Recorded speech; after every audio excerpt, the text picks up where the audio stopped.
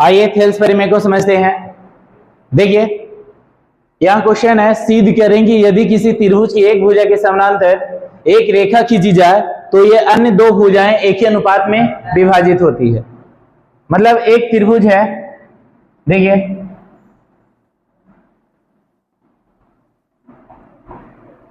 एक त्रिभुज में एक कोई भी एक भुजा के समानांतर अगर एक रेखा खींचेंगे, चलिए इस भुजा के समानांतर एक रेखा खींच देते हैं, ठीक है, तो बाकी जो इसका नाम रख देते हैं ए बी सी, तो और इसका नाम ले रहे हैं डी और ई, तो बाकी जो ये दो अन्य भुजा है ए बी और ए सी वो एक ही अनुपात में विभाजित होती है। इसी चीज को हमें सिद्ध करना है। तो देखिए जो दिया है सबसे पहले उसको हम लिख लेते हैं।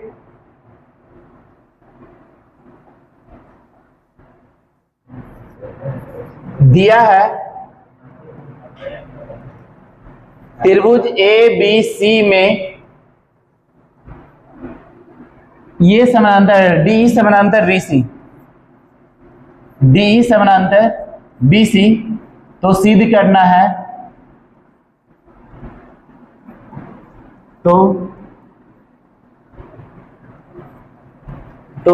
सिद्ध करना है A D by D B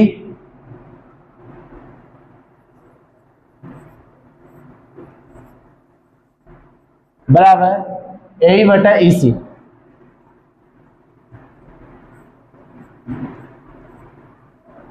थेल्सबरी में सिद्ध करना है। इसके लिए रचना करेंगे। रचना में क्या करेंगे कि डी से लंब खींचेंगे ए पर डीएम, और ई से एडी पर खींचेंगे ईएन, बी को ई से मिला देंगे और डी को सी से मिला देंगे, ठीक है। तो इसको रचना के अंतर्गत लिखेंगे। रचना में लिखना है डीएम लंब है ए पर, कॉमा ईएन लंब है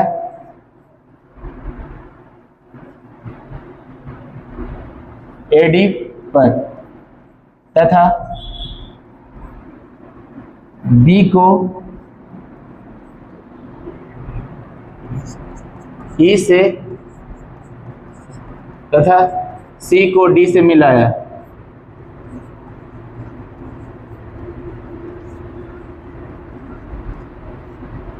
देखिए यहां पे रचना के अंतर्गत लिखना है डीएम लंब है ए पर और ईएन जो लंब है वो एडी पर, बी को ई से और सी को डी से मिलाया, ठीक है। तो देखिए अब हमें सिद्ध करना है, उसको लेकर चलेंगे। उपपत्ति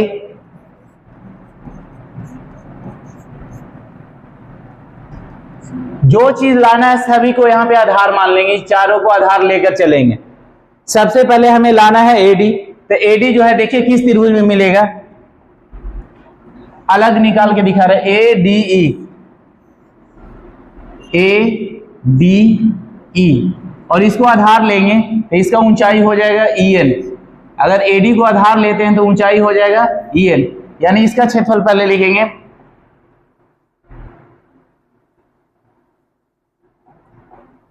एरिया ऑफ त्रिभुज ए डी ई, तो त्रिभुज का क्षेत्रफल होता है 1/2 आधार गुना ऊंचाई, 1/2 आधार, आधार लेना है सभी एडी लेना है,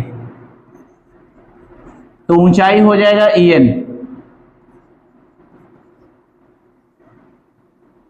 फिर हमें डीबी लाना है, तो डीबी जो है वो इस त्रिभुज में मिलेगा, देखिए डीबीई, इस त्रिभुज में आपको मिल जाएगा डीबीई।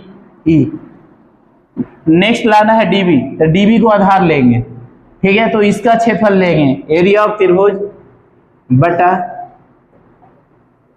कलर चेंज कर देते हैं, एरिया ऑफ त्रिभुज डीबीई,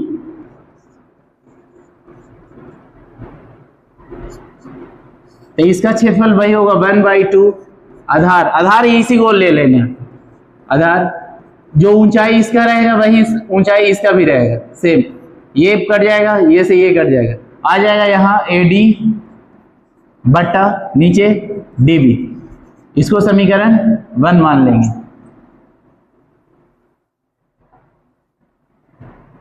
नेक्स्ट हम अब लाना है ए, ये दोनों आ गया इधर, ए लाना है। तो अब ए देखिए किस त्रिभुज में मिलेगा, फिर इसी त्रिभुज में हमें चलना होगा, ए डी ई।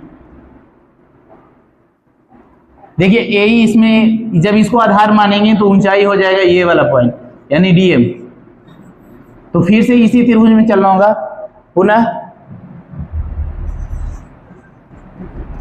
पुनः एरिया ऑफ त्रिभुज ए डी ई, इसका क्षेत्रफल होगा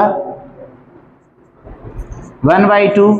अब आधार लेना है ए, आधार जब ए लेंगे तो ऊंचाई हो जाएगा डीएम। अब हमें लाना है ईसी, तो ईसी जो है देखिए इस त्रिभुज में मिलेगा, यानी इसका क्षेत्रफल डीईसी।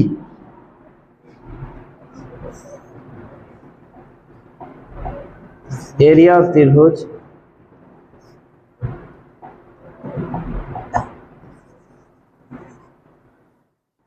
डीईसी, इसका क्षेत्रफल होगा 1/2 आधार गुना ऊंचाई। आधार सभी को आधार ही लेना, इसी आधार हो जाएगा, ऊंचाई जो इसका रहेगा वही इसका ऊंचाई रहेगा। ये से ये कटेगा, ये से ये कटेगा, ए बटा जाएगा ये से। बहुत ही आसान भाषा में बता देंगे। यहाँ पे देखिए स्टूडेंट क्या गलती करते हैं, समीकरण 1 2 से सॉल्व इसको कर देते हैं और ये बराबर ले आते हैं, लेकिन ऐसा नहीं है। इधर वाला इक्वल होना चाहिए तब इसको हम बराबर रख सकते हैं, लेकिन यहाँ पे बराबर नहीं है, इन दोनों को बराबर दिखाना पड़ेगा।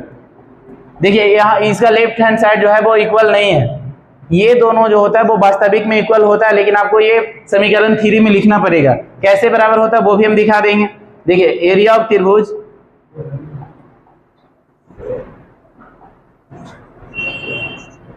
जो इसको है दोनों को बराबर रख देंगे बस। एरिया ऑफ त्रिभुज डीबीई बराबर एरिया ऑफ त्रिभुज डीईसी, समीकरण 3। कारण दे देंगे कैसे बराबर होता है ये जानना है, तो एक ही आधार पे बने त्रिभुजों का क्षेत्रफल बराबर होता है। एक ही आधार पर बने त्रिभुज का क्षेत्रफल,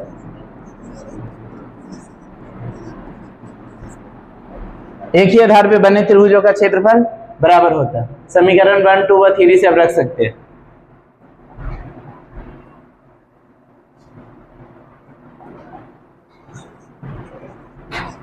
समीकरण 1 2 व 3 से, समीकरण 1 2 व 3 से, सॉरी ये कट गया था, यहाँ पे था ए बटा ए सी।